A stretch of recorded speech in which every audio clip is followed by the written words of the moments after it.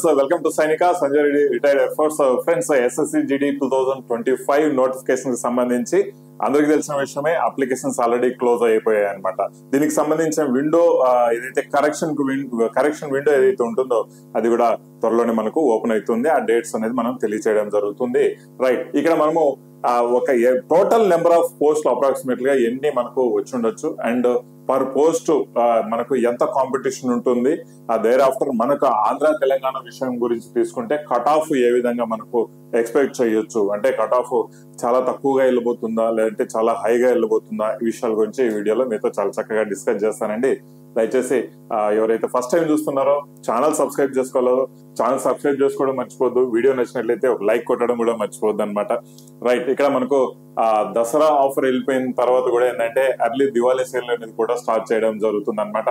దివాళీ 50 అని coupon code use చేశారంటే SSC GD కావచ్చు, లేదంటే ఆర్పిఎఫ్ కావచ్చు, అగ్నివీర్ కావచ్చు, రైల్వేస్ కి సంబంధించిన కొన్ని ఇంపార్టెంట్ కోర్సెస్ మనకు సైనిక యాప్ లో అందుబాటులో ఉన్నాయి. 50% డిస్కౌంట్ లో మనకు ఇక్కడ మీరు డైరెక్ట్ గా కోర్సెస్ పర్చేజ్ చేసుకోవచ్చు. రైట్, సో దయచేసి సైనిక యాప్ డౌన్లోడ్ చేసుకోవడం మర్చిపోద్దండి. స్పెషల్ గా ఎస్ఎస్సి జీడీ 2025 నోటిఫికేషన్ కి సంబంధించి చూస్తే మనము ఈ 25 అక్టోబర్ తర్వాత మనకు మెగా గ్రాండ్ టెస్ట్ సపరేట్ గా కోర్సు లాంచ్ అవుతుంది. అండ్ మోర్ ఓవర్ ఎవరైతే ఆల్రెడీ ఫుల్ కోర్సు కొంటున్నారో వాళ్లకు ఈ మెగా గ్రాండ్ టెస్ట్ అనేది ఫ్రీగానే ఇవ్వడం జరుగుతుంది. ఈ మెగా గ్రాండ్ టెస్ట్ లో నథింగ్ ఎల్స్ అంటే మనకు ఒక 40 ఫుల్ టెస్ట్లు ఉంటాయి విత్ వీడియో ఎక్స్ప్లెనేషన్ అన్నమాట.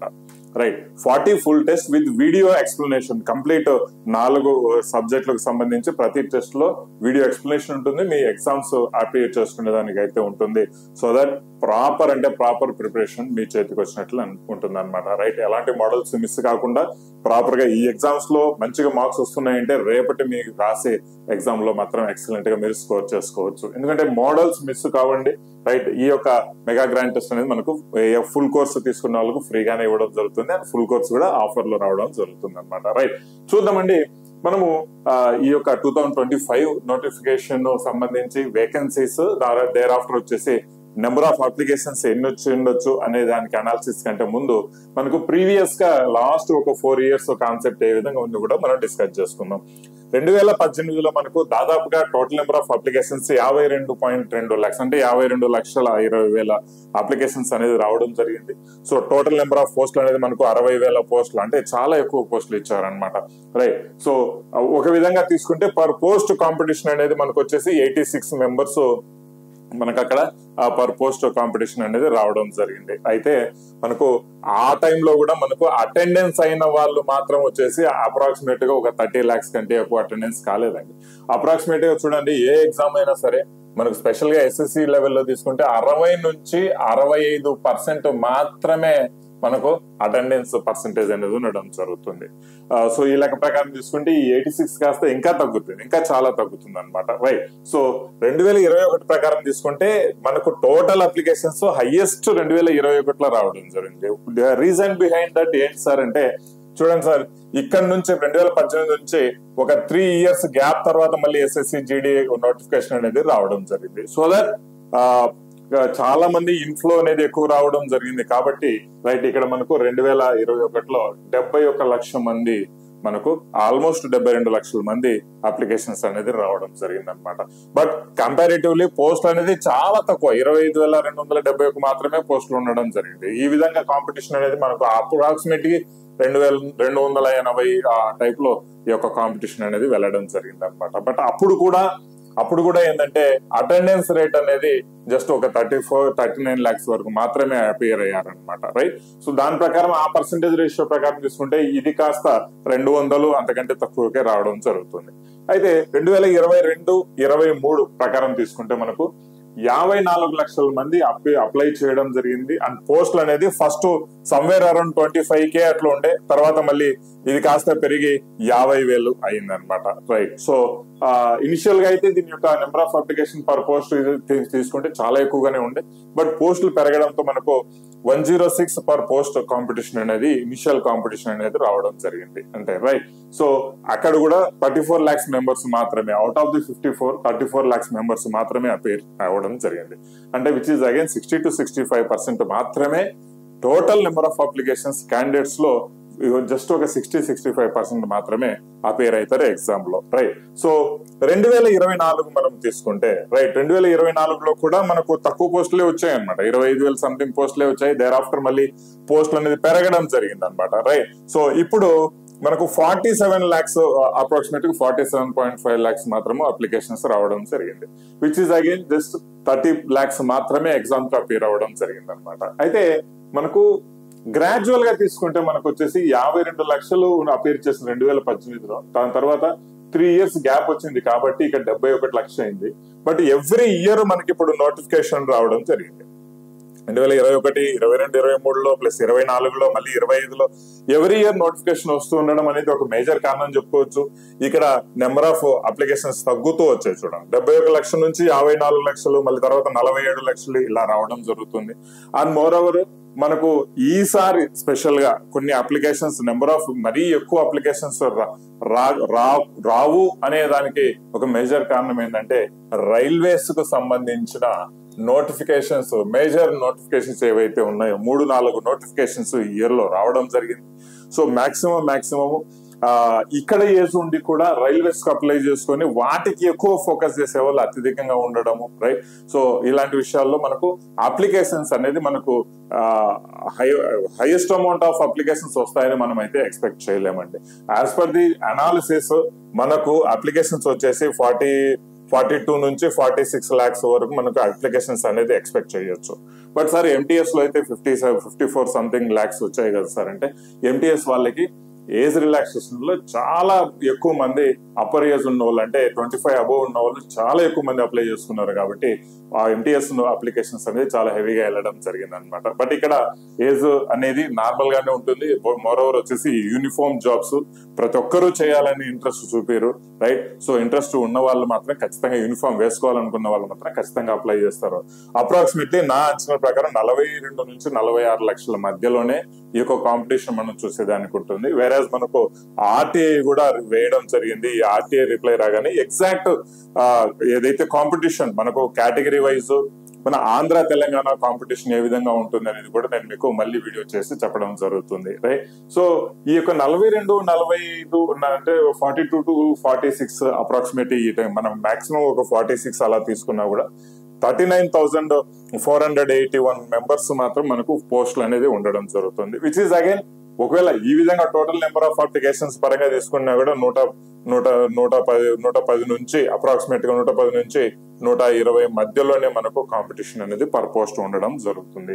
అయితే ఇది ఎప్పుడు total number of applications divided by మనకు ఈ యొక్క టోటల్ నెంబర్ ఆఫ్ పోస్టుల గురించి మనం మాట్లాడుకున్నప్పుడు, అయితే మనకు ఈ యొక్క అటెండెన్స్ పర్సెంటేజ్ 65% కంటే ఎక్కువ ఉండదు కామన్ గా. మనం ఒకవేళ అప్రాక్సిమేట్ గా మనకు ఒక 65% అటెండెన్స్ పర్సెంటేజ్ తీసుకున్నా కూడా ఒకవేళ అప్రాక్సిమేట్ గా మనకు ఒక 30 lakhs అటెండెన్స్ ఉంది అనుకున్నా కూడా, విచ్ ఈజ్ అగైన్ ఇది మళ్ళీ మరి రెడ్యూస్ అవుతూ 75 to 80 పర్ పోస్ట్ లెక్కన మాత్రమే మనకు కనిపిస్తుంది అనమాట. ఒక 75 to 80 ఒక మెంబర్స్ పర్ పోస్ట్ లాగా మాత్రమే కాంపిటీషన్, యాక్చువల్ కాంపిటీషన్ అనేది మనకు కనిపించడం జరుగుతుంది. సార్ ఇది ఓకే, మనకు ఆంధ్ర తెలంగాణ యొక్క కాంపిటీషన్ మనకు సంబంధించిన నెంబర్ ఆఫ్ పోస్టుల పరిస్థితి ఏంటనేది కూడా మనం కాస్త క్లారిటీగా తెలుసుకుంటే, రైట్, మనకు సంబంధించి కాంపిటీషన్ ఏ విధంగా ఉంటుంది అండ్ కట్ ఆఫ్ ఏ విధంగా ఉంటుంది కూడా మనం చెప్పొచ్చు. సో ఇక్కడ మనకు ఆంధ్ర తెలంగాణ పరంగా తీసుకుంటే, ఆంధ్ర తెలంగాణ పరంగా వీడియో చూస్తున్న ప్రతి ఒక్కరు లైక్ చేయాలండి, సబ్స్క్రైబ్ చేసుకోవాలి. అండ్ ఇప్పటి నుంచి ప్రిపేర్ అయితే మాత్రమే మీకు మంచి స్కోరు, మంచి కట్ ఆఫ్ లెవెల్స్ గురించి ఆలోచించకుండా నాకు జాబ్ కన్ఫర్మ్ అనే కాన్సెప్ట్ లో చదివితేనే మీకు జాబ్ రావడం జరుగుతుంది. ఆర్ అదర్వైజ్ జాబ్ రావడం చాలా చాలా కష్టం, రైట్. సైనిక యాప్ లో పర్ఫెక్ట్ వేలోనే మీకు ఎస్ఎస్సి జీడీ కోర్సు అందివ్వడం జరుగుతుంది. డెమోస్ చూడండి. అండ్ గ్రాండ్ టెస్ట్లు కూడా కోర్సు తీసుకున్న వాళ్ళకి నేను గ్రాండ్ టెస్ట్లు కంప్లీట్ గా ఒక 40 గ్రాండ్ టెస్ట్లు, mega grand test with video explanation మళ్ళీ చెప్తున్నాను, అది నేను ఫ్రీగానే ఇవ్వబోతున్నాను. దయచేసి ఆ కోర్సు మిస్ అవ్వద్దు. ఎక్సలెంట్ కోర్సు అండ్ ప్రాపర్ గా మీకు గైడెన్స్ కూడా ఇవ్వడం జరుగుతుంది. లైవ్ క్లాసెస్ కూడా కండక్ట్ చేయబడుతున్నాయండి ఇంపార్టెంట్ టాపిక్స్ మీద, గమనించగలరు, రైట్. సో సైనిక యాప్ డౌన్లోడ్ చేసుకోండి. రైట్. ఇప్పుడు ఏపీకి సంబంధించిన వేకెన్సీస్ తీసుకుంటే కామన్ గా మనకు చాలా తక్కువ వేకెన్సీస్ అలాట్మెంట్ ఇవ్వడం జరిగింది అనమాట. మనకంటే చిన్న రాష్ట్రాలకు కూడా బార్డర్ ఏరియాస్ రాష్ట్రాలు వీటన్నిటికి ఎక్కువ పోస్టులు, మరీ ఎక్కువ పోస్టులు కూడా ఇవ్వడం జరిగింది. బట్ ఇక్కడ మనకు ఆంధ్రాకు 904 అండ్ తెలంగాణకు 718 మాత్రమే మనకు పోస్టుల అలొకేషన్ ఇవ్వడం జరిగింది. అంటే తక్కువ పోస్టులు ఉండడం జరుగుతుంది మన వరకు, ఆంధ్ర తెలంగాణ వరకు. ఎందుకంటే మనం ఓవరాల్ కాంపిటీషన్ మనము ఫేస్ చేయాల్సిన అవసరం లేదు. మన ఆంధ్ర వాళ్ళు తెలంగాణ వాళ్ళు తెలంగాణలో కాంపిటీషన్ ఫేస్ చేసుకుంటే చాలు. బట్ ఇక్కడ మనకు అప్లికేషన్స్ ను బట్టి చూస్తే మనకు నెంబర్ ఆఫ్ మనకి ఆంధ్ర తెలంగాణ అప్లికేషన్స్ బట్టి చూస్తే ఆర్టీఐ అయితే వేసామంటే ఆర్టీఐ రిప్లై రాగానే ఇమీడియట్ గా దానికి సంబంధించి ఫుల్ క్లారిటీతో మీకు వీడియో చేయడం జరుగుతుంది, రైట్. బట్ ఇక్కడ ఓసీ అనేది అంటే యూఆర్ కేటగిరీ అనేది కొంచెము తక్కువ పోస్టులు, తక్కువ మెంబర్స్ అప్లై చేసుకునేది నీకు కనిపిస్తుంది. మరి ఎగ్జాక్ట్ గా ఓబీసీ అనేది వేరే లెవెల్లో ఇక్కడ ఓబీసీ వాళ్ళు అప్లై చేసుకోవడం జరుగుతుంది, అందరూ గమనించాల్సిన విషయమే. తెలంగాణ విషయానికి వస్తే ఎస్టీ అయితే వేరే లెవెల్కి వెళ్ళిపోతారు, హైయెస్ట్ కాంపిటీషన్ లోకి వెళ్ళిపోతారు.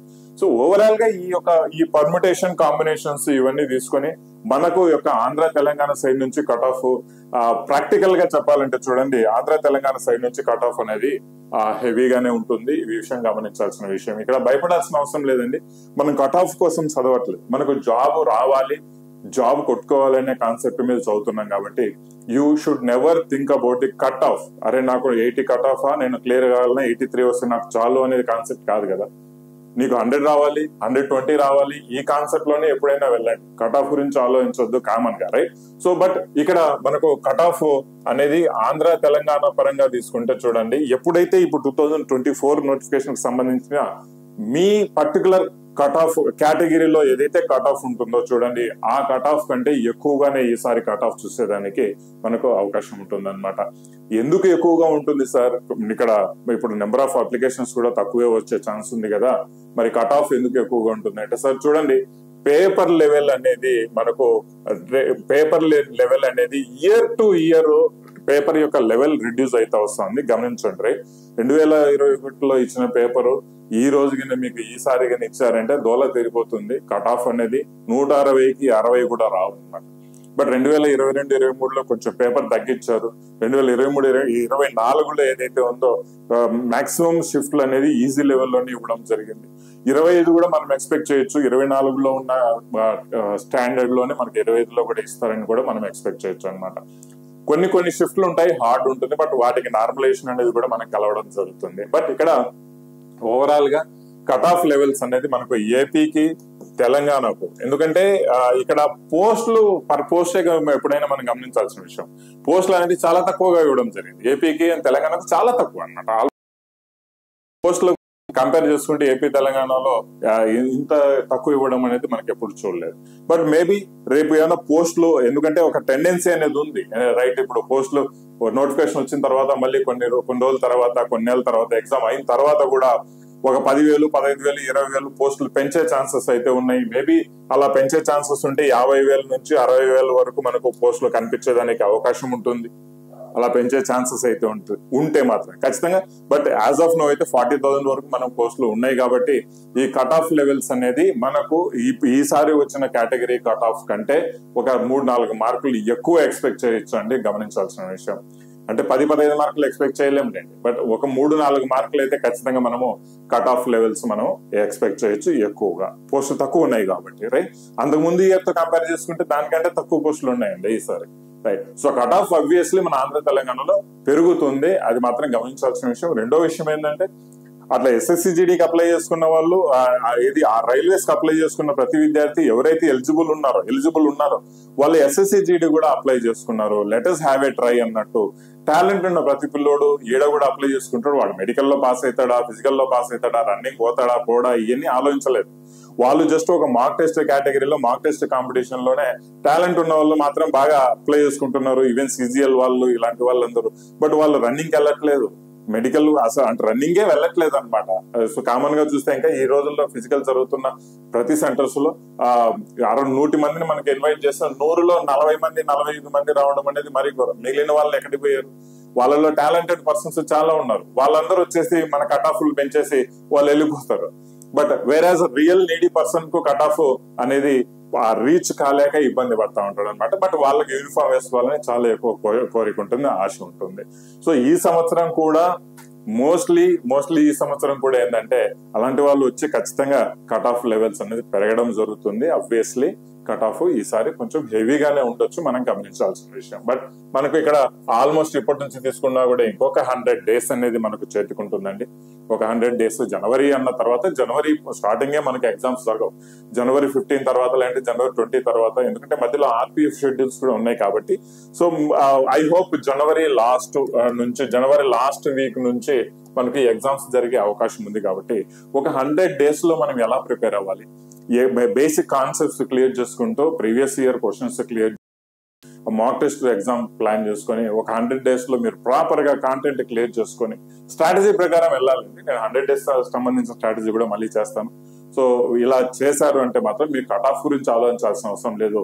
మీకు మినిమం 100 నుంచి 120 వరకు ఇప్పటి నుంచి మీరు ప్రిపేర్ అయినా కూడా ఈ స్కోర్ గ్యారంటీగా వస్తుంది. Provide you should have a better strategy, best strategy ప్రకారం వెళ్ళారు అంటే ఖచ్చితంగా ఈ స్కోర్ అనేది మనకు రావడం జరుగుతుంది అనమాట.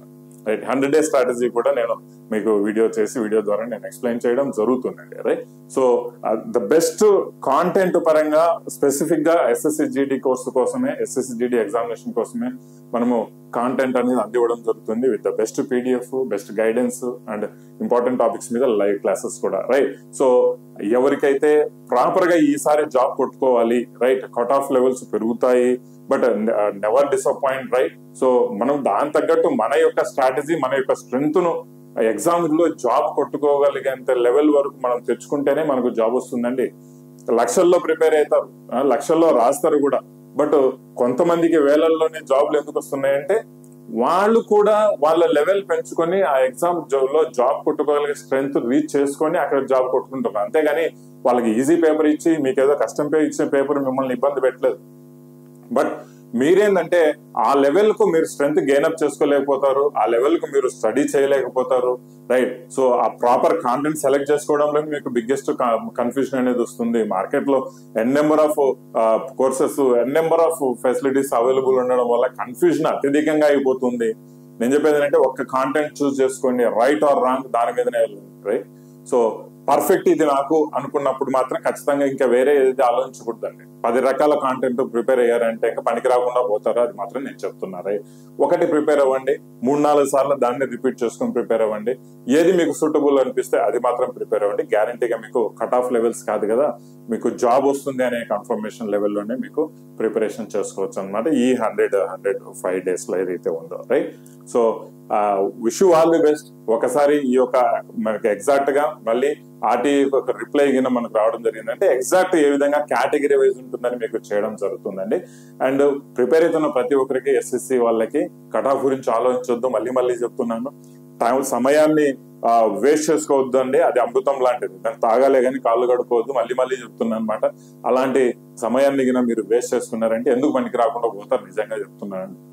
So wish you all the best. Thank you very much. All the best for your preparation. జై హింద్.